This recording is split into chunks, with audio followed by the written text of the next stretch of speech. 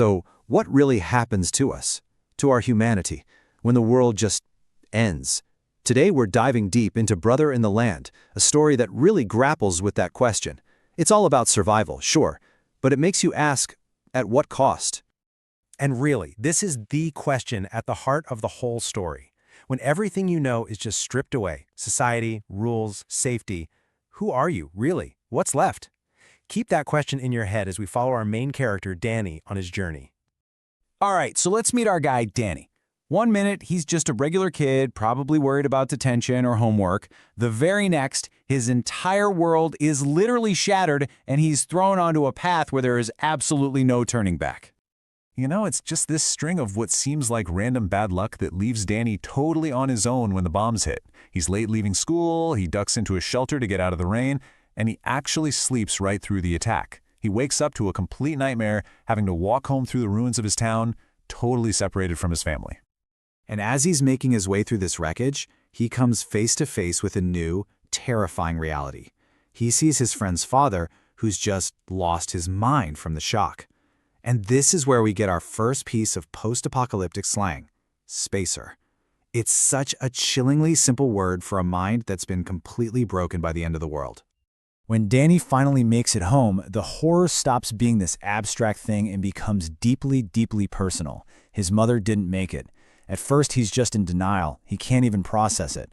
But then the sorrow just washes over him as he's forced to face that devastating truth. So you've got all this chaos, right? And what happens when there's chaos? Someone tries to take control. And out of the rubble, a new authority emerges, the Civil Defense Team, or CDT. They show up promising order and help, but that promise? Well, it turns out to be a very dangerous illusion. And what's wild is that even these guys, the CDT, were caught completely off guard. They're led by this guy, Commissioner Finch, and they set up a base at a local farm, telling everyone they're there to help. But behind closed doors, a much darker, much more selfish plan is already starting to form. So here's their first real test. They've got dozens of sick and injured people looking to them for help, but they have zero medical supplies. Absolutely nothing. So what's their big solution going to be? The answer? Well, it's just horrifying. Finch announces what he calls a drastic plan, promising to take care of everyone. He takes the sick and injured away, but not for treatment. He's taken them to be killed. The medical sign at their HQ even turns from white to red, this grim symbol that this place of healing has become a place of death. Now, in the middle of this new, brutal order, we meet a totally different kind of survivor. Kim. She is the embodiment of what it now takes to make it in this world. She's fearless, she's cunning, and she is utterly ruthless. She gets the new rules and will not hesitate to kill to protect herself and what's hers. And this contrast, Danny versus Kim, it perfectly lays out the core conflict of the story.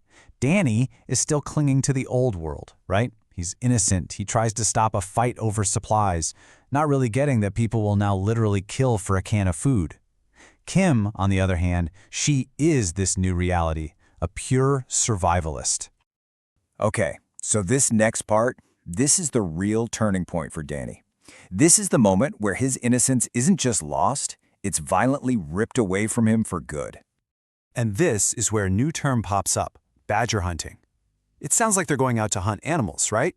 But it's a code, a chilling euphemism for the most horrific thing you can do in this new world, hunting other human beings for their stuff. Humanity has literally been reduced to prey. And Danny's naivety makes him such an easy target. When his friend asks him to come on a badger hunt, he just goes along, thinking they're actually hunting for food. He has no idea what he's about to be a part of, especially when they show up at the home of a girl he actually knew from his old life. So when they attack the shelter, the girl's father, Sophie's dad, he tries to use his money, his status, to save his family. But as Sophie tells him, he can't help you, not this time. That one single line, that's the moment the old world officially dies. Money, power, status, it means nothing now. All that matters is survival. That experience, it just completely shatters Danny. The naive, trusting kid who went on that hunt is gone forever. In his place is someone hardlined, aggressive, sarcastic. The hunt forced him to see the world for what it really is now, and he changes to survive it. So just as you think Danny's becoming this hardened survivor, he gets hit with the biggest loss yet. But in this moment of just ultimate tragedy, he finally understands the profound meaning behind the story's title. And it all happens in a flash. Corrupt soldiers raid their home for food and they drag away Danny's father. As their vehicle is pulling away, it's ambushed by a resistance group. And in all the chaos, Danny can only watch in horror as his father is killed by his own former teacher.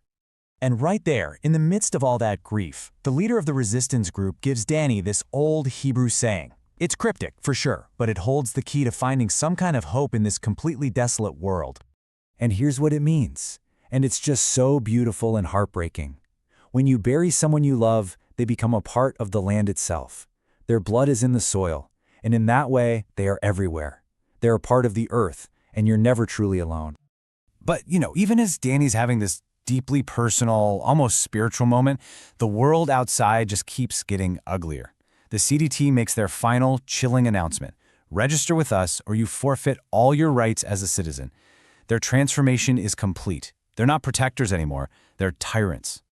And that brings us right back to where we started. But now that question has so much more weight to it. We've watched Danny lose his family, his innocence, his entire world. So we're left with this one last thing to wonder. In a world this broken, is just surviving really worth the price of your humanity?